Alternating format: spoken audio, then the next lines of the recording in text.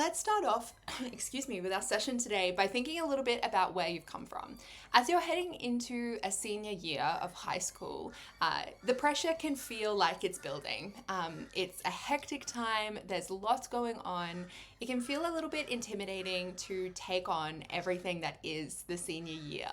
So I wanted to start off our session today by giving you a bit of an idea of how much you actually have behind you to help you do well in this year.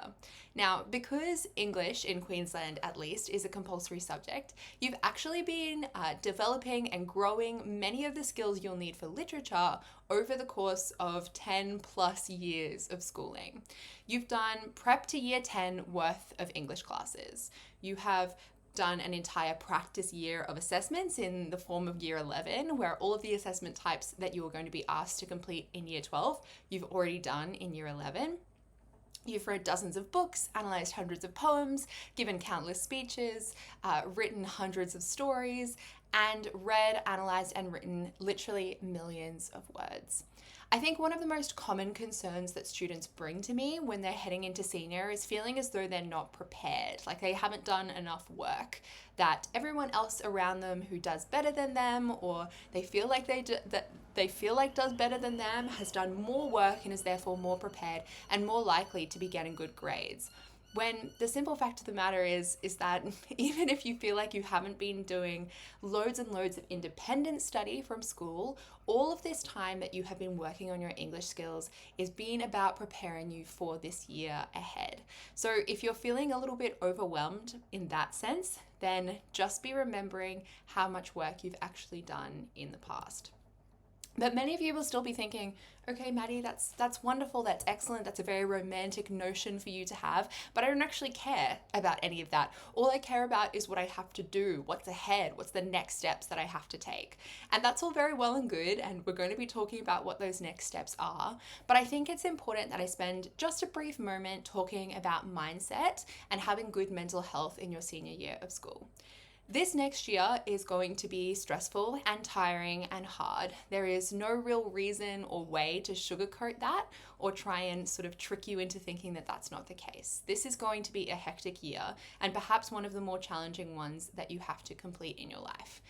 But it's actually manageable, and one of the best ways to do that while still doing well and achieving the academic goals you have for yourself is about looking after your mental health and looking after your brain. It's going to be really important to prioritize getting some really good thinking in about how to look after yourself, how you're going to nourish your body, how you're going to nourish your mind, how you're going to ensure that there is rest and balance in your life amid all of the other hectic commitments and expectations you have in your senior year. The science says, the psychology says that if you are looking after your mental health, if you are prioritizing looking after your mind, then you're going to do better academically. The numbers will reflect that in your grades and in your final scores at the end of the year. So we're going to talk about balance and how to look after yourself in more practical ways right at the end of the session when we talk about study tips and tricks. But for now, I want you to be thinking about that and have that as a priority for yourself as you also think about doing well academically. All right, but to actually answer your question, where are you going? What is this next year going to look like for you? Well, this is the roadmap for the next 12 months. You're going to have 4 assessments across units 3 and 4, starting off with your analytical written response, then moving into your imaginative spoken or multimodal, as it is commonly known. Then you have your imaginative written response, and finally your external analytical essay. And something nice about literature, being an English-based subject, is that it is equally weighted across the 4 assessments. So you'll be gaining 25% of your final mark for each. This is unlike maths and science subjects where your final piece is worth 50%. This is just nicely equally weighted across the 4. A brief mention also on resources. Now, because literature is not a black and white subject in the sense that you can't, write a practice paper, then flip to the back and find the exact answer there to mark yourself right or wrong, there isn't generally a set textbook that you have to be learning about literature throughout the year. So there are a few resources that you can give yourself that are going to help you as you complete your independent study throughout the year. The first, another shameless plug, plug is A-Town Notes Plus. So there are some amazing text guides and subject guides within that database for you to have a look at. Those text guides are particularly useful for the senior texts that you find yourself studying throughout the year. Text guides include example essays that are annotated, they have practice questions, they have quote banks, they have character analysis and theme analysis, plot synopses, and all of those great things. So definitely be checking those out. If you are a visual learner, if you find yourself needing to be able to connect different themes and elements and characters together to make sense of it all, then I encourage you to be thinking about making some mind maps for yourself. Famously, within my cohort at school, I had a series of murder walls on my room wall at home where I was making connecting the dots between different characters and relationships within my senior texts. In English and literature in year 12 for me, I studied 2 Shakespeare texts at the same time. And as a visual learner, it was really important for me to be able to see them together so that I could differentiate between the 2 of them. That was really important. I didn't want to get them mixed up. You also have your QCEE syllabus, which is free to access online.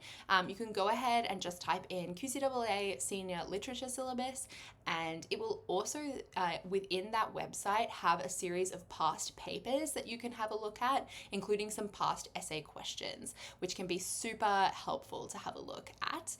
The syllabus also gives you an idea of what the standards are for the QCEE in terms of the external exam, alongside some annotated high-marked responses for all 4 different assessment types. So definitely go and check that out if you would like. Something I also encourage you to do is to be compiling and creating some self-directed notes just to keep things really organized. A self-directed set of notes basically just is you keeping track of discussions and conversations you have in class, practice analysis you have in class, different perspectives and ideas that your peers have, that your teacher has. What you basically want to be doing is compiling those all throughout the term. So when you get to the time where you're studying, writing practice exams, writing your assessment, that you have all of that as a set resource ready to go. That can be really helpful for yourself. And then finally, if you want to be looking at some resources a little bit more passively, then I encourage you to seek out some Instagram pages that will allow you to do so. And at A-Town Notes, we have one ourselves. It is A-Town Notes AUS. And that Instagram page has study ideas and tips and tricks for broadly, for just general study, but also for subject-specific study as well. So chuck that a follow if you would like, just to have something in your feed every now and then. Okay, so a little brief note on literature and what it means as a subject. So as I mentioned before, literature is a subject that is not made up of absolutes.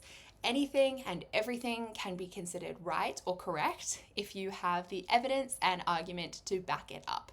So this means that you can't study for English-based subjects in the same way that you would study for things like biology, physics, or chemistry. If you want to get better at literature, if you want to get stronger at it, then the best way to do that is to be practicing the most basic of English skills, which is reading and writing.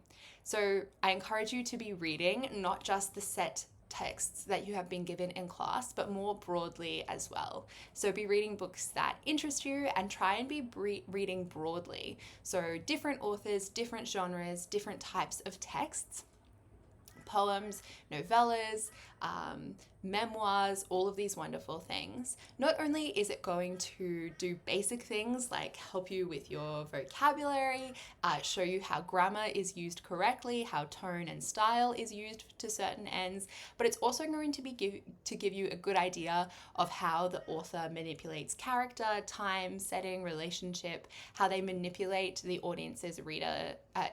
the reader's emotional response. So definitely be reading as much as you can. I've always said this to students, it is the best way to passively improve your English skills. The other more active way to do that is to be practicing writing. So definitely when you're heading into your creative tasks, be using creative writing prompts. You can find thousands of those online and be spending 10 to 15 minutes a day working on those as you prepare for your creative written. And that is going to get your creative juices flowing and improve your creative writing skills quite quickly. So I definitely encourage you to be doing that if you are looking to improve your writing skills. My kind of go-to rule is that the more you actively participate within English, and that includes participating in class, asking questions, engaging in conversation, pushing back on people's ideas, the better you're going to get. So I definitely encourage you to take an active role in literature in your senior year, and you would be surprised at how much that will encourage your literature skills to come to the fore and how your academic numbers are going to respond to that as well.